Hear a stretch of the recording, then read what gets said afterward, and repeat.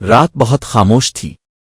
ہوا آہستہ آہستہ چل رہی تھی اور شہر کے شور سے دور قبرستان سنوٹے میں ڈوبا ہوا تھا۔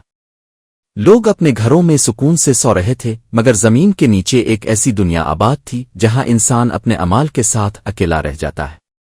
اللہ تعالیٰ نے قرآن پاک میں فرمایا کہ ہر جان نے موت کا مزہ چکھنا ہے۔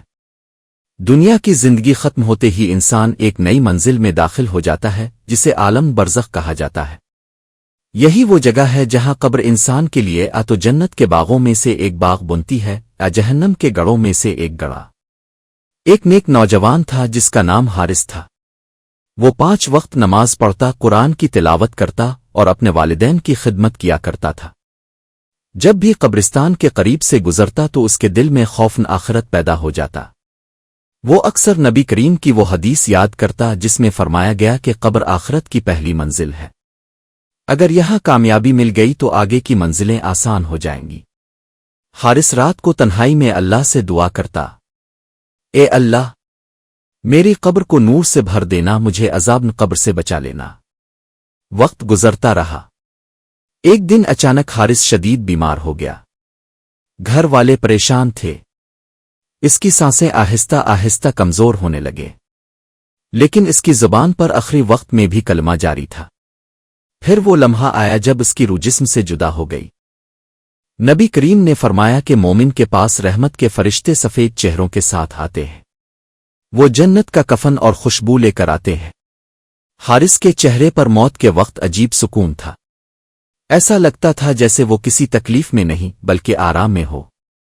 گھر والوں کی آنکھوں میں آنسو تھے، مگر آسمان پر فرشتے اس کے استقبال کے لیے موجود تھے۔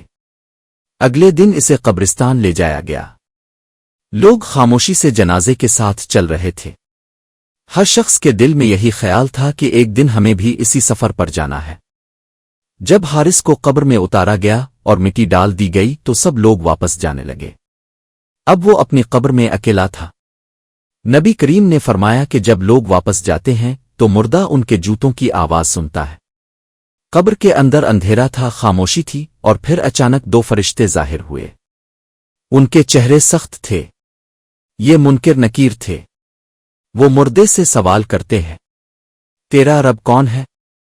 تیرا دین کیا ہے؟ اور یہ شخصیت کون ہے جو تم میں بھیجے گئے؟